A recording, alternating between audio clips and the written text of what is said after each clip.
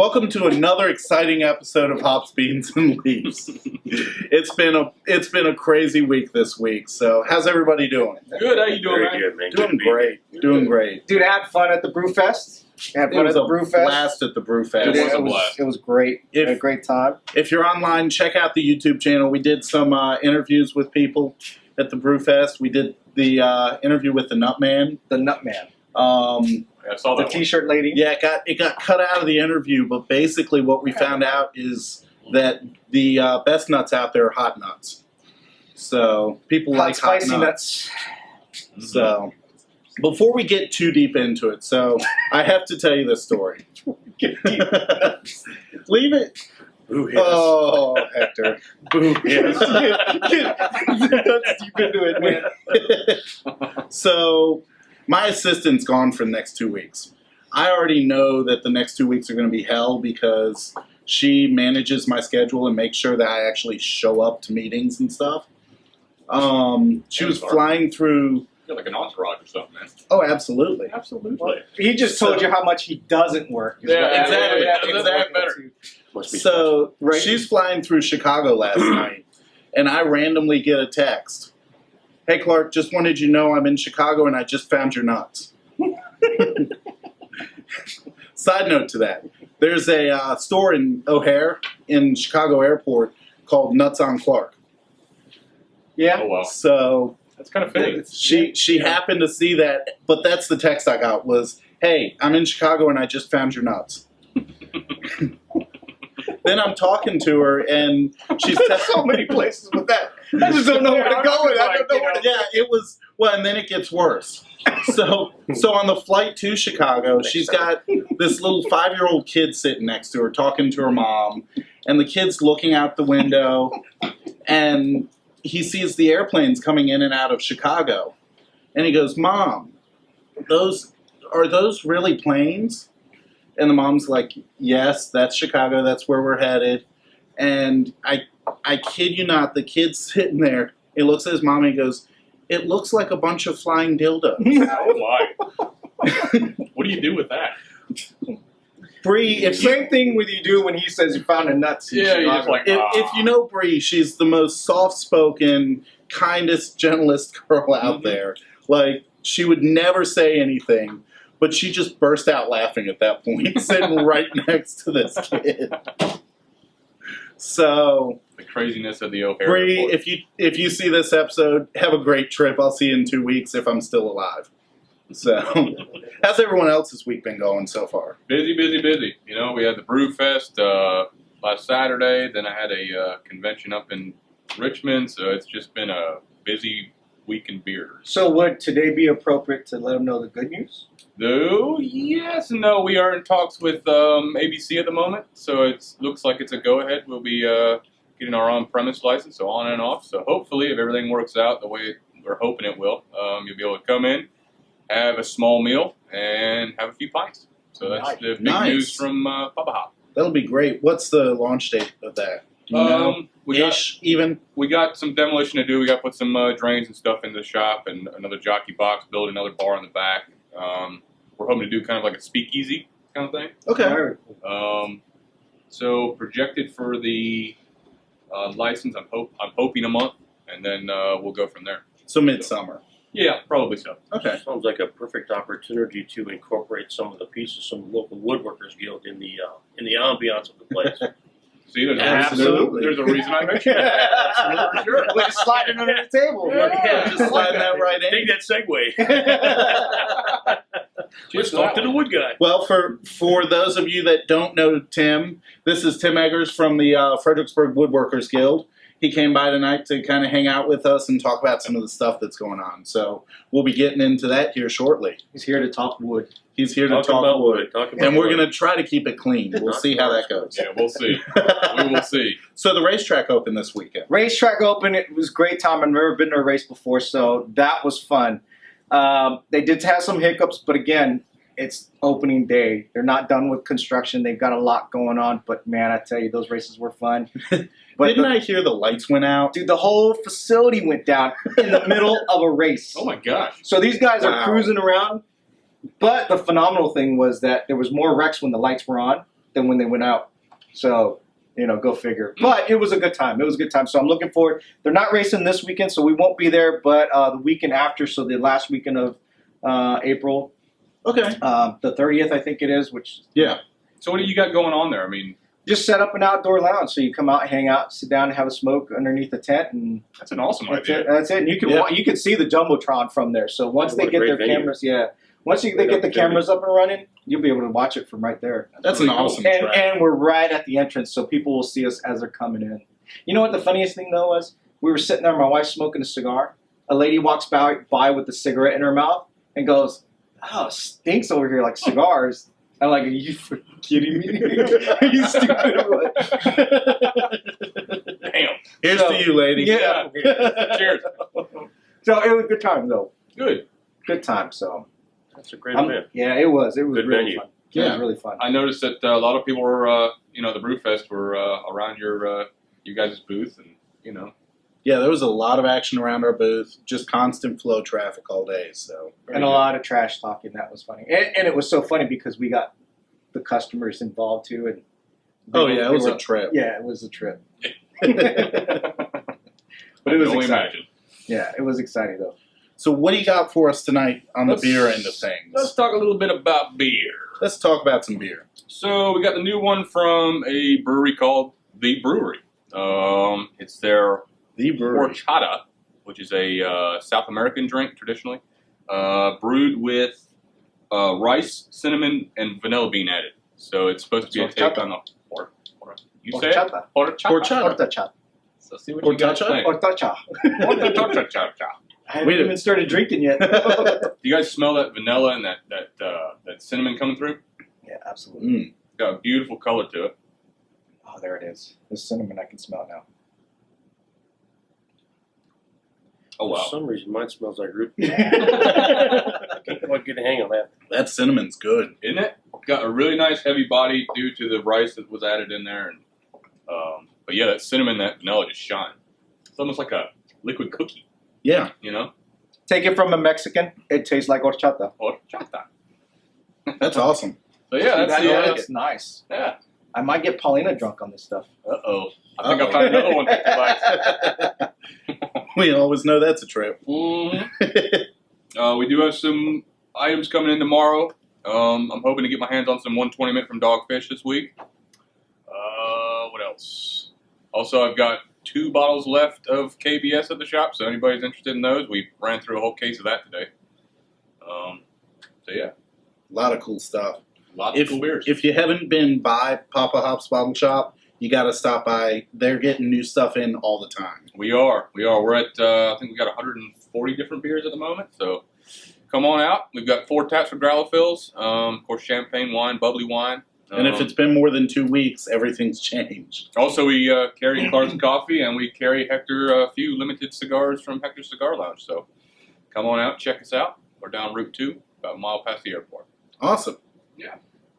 So now to the main event, the Woodworkers Guild. The Woodworkers Guild, the Fredericksburg Area Woodworkers Guild. The Fredericksburg Area Woodworkers Guild. Now to start off, how'd you get into woodworking? I got into woodworking because my dad was always tearing stuff apart in our house at home, so we had to fix it. And always had that hankering to make stuff, and then a number of years ago, between years in college, I worked for a furniture manufacturer and got fundamentals of woodworking skills acquired there making furniture. Okay. And then years ago, when I bought my first home, I didn't like any of the furniture that could be bought in a store.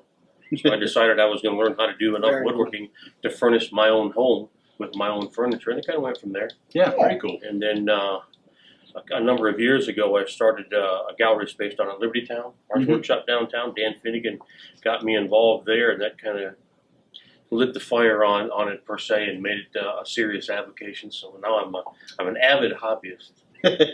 See, now I remember we've known each other for about 10 years now. Yeah, at least. And that was back when I was in the insurance industry.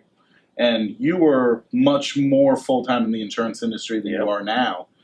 And I remember right as Obamacare and all that was taking over, I came over to your house and we were sitting there talking, and you said at that point, with the way things are going, within the next 5 years, you'd be spending more time in your basement in the in the wood shop than you would doing insurance. Is that true now? Absolutely, and thank God for Plan B.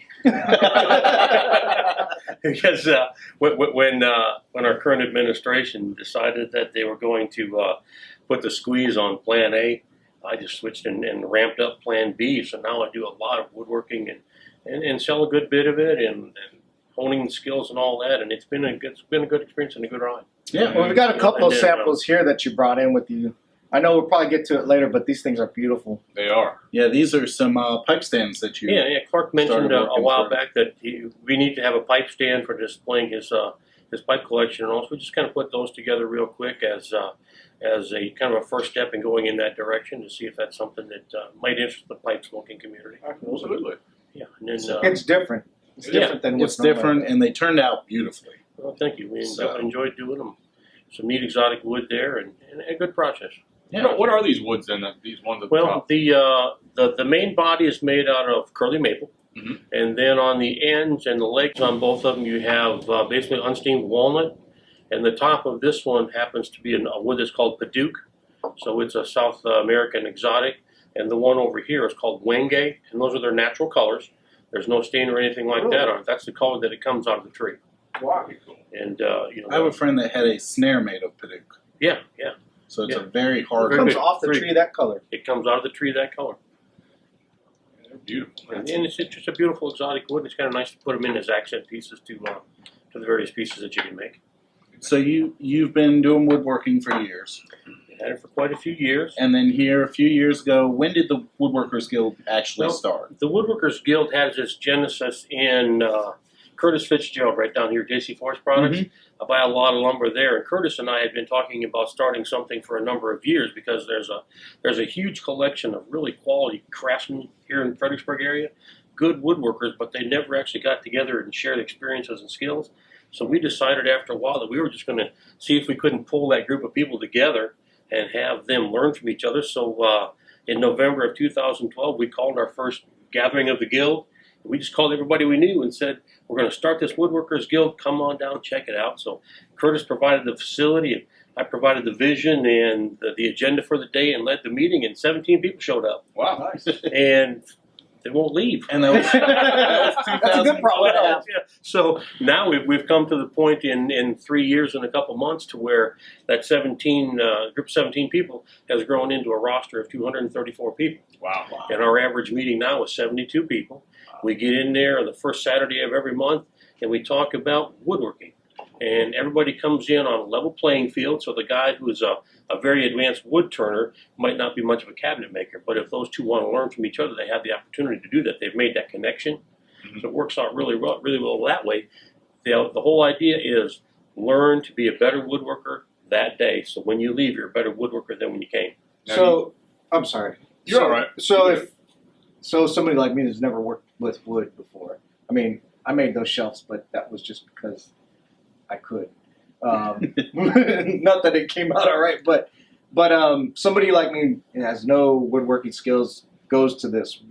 What am I to expect? You'll have the opportunity there to meet other woodworkers that started out on the same level because Okay. everybody starts somewhere. And 9 times out of 10, when we go around and introduce the people that are there for the first time, somebody will stand up and say, I'm Joe Average, I'm a novice woodworker. And every single time, the comeback will be, okay, guys, how many in here are full-on professional woodworkers? 2 or 3 guys will raise their hands. Mm-hmm. Okay, how many of you started out as a novice who knew nothing about the craft? Everybody Every raises hand. their Oh, yeah. hands. You know, and so it's an opportunity for people that have no skills to acquire some and meet people they can acquire them from. And the guys that are there that are full-on professionals get the opportunity to teach people that are new at it. Nice. So Now, do we're you have a something- facility there that they do woodworking with, or? Right now, we meet down here at Holiday Construction, Route 1 South.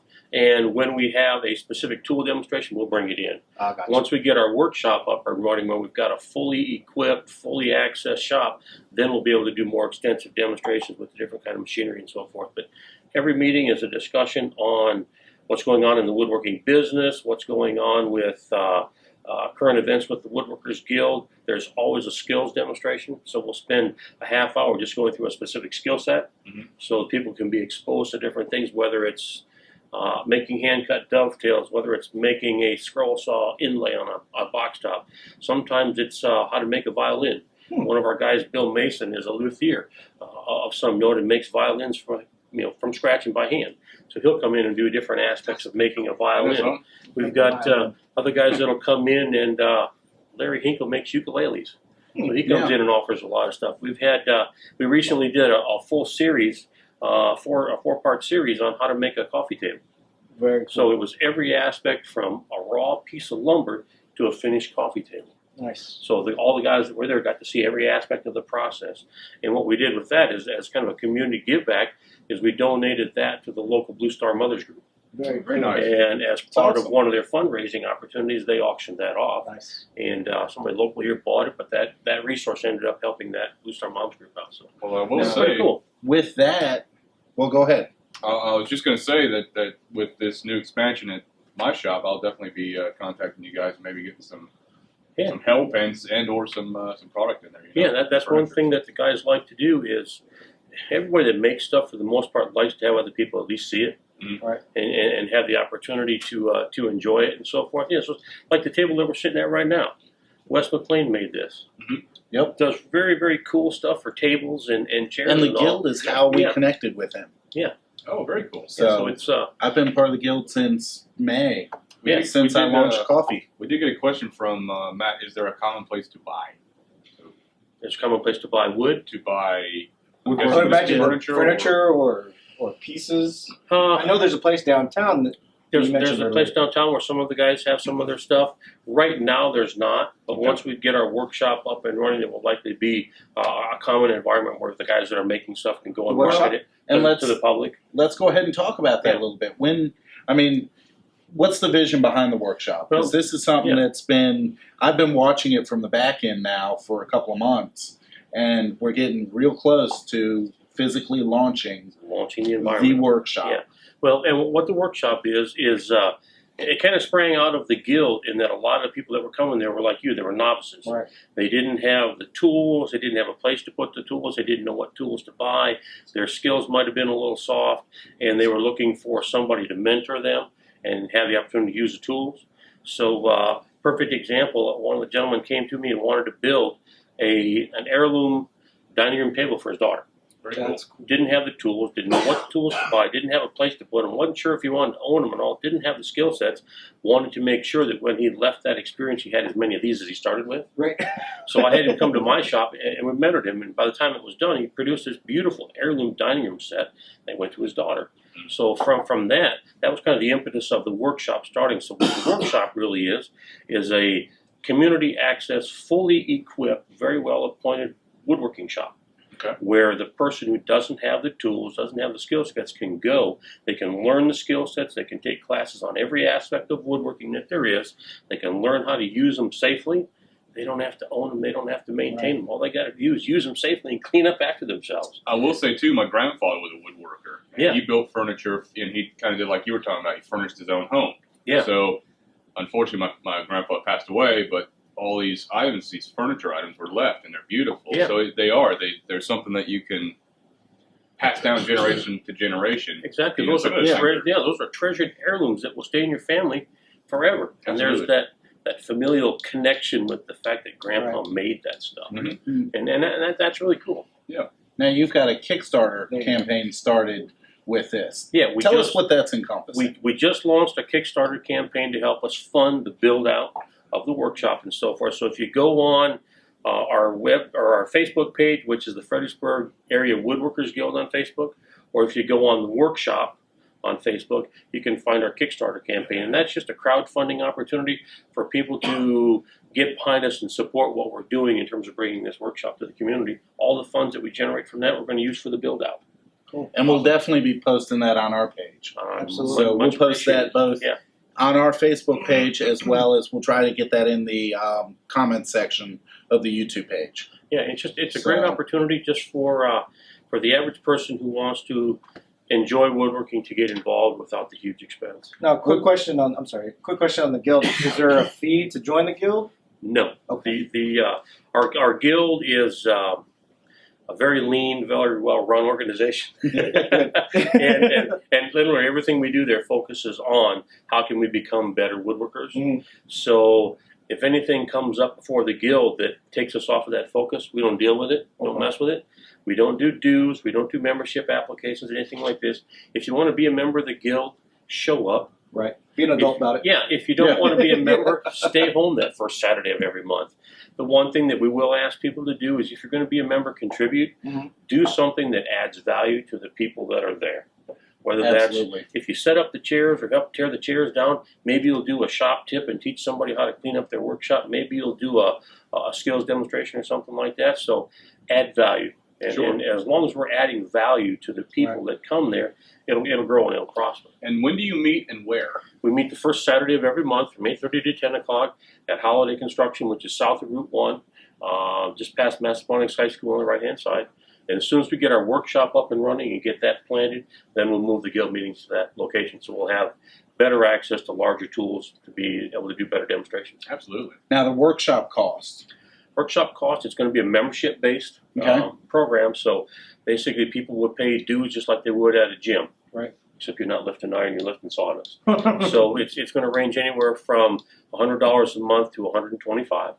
And some of those memberships will include a mandatory safety class. Some of them will have the safety class as an additional cost. Awesome. We did get a question. Where is the workshop going to be located? The workshop is going to be located, right now we're in the process of permitting and so forth with the city. Mhm. So we have leased a facility at 1104 Summit Street, right off the Blue Gray Parkway across the street from Summit Recycling.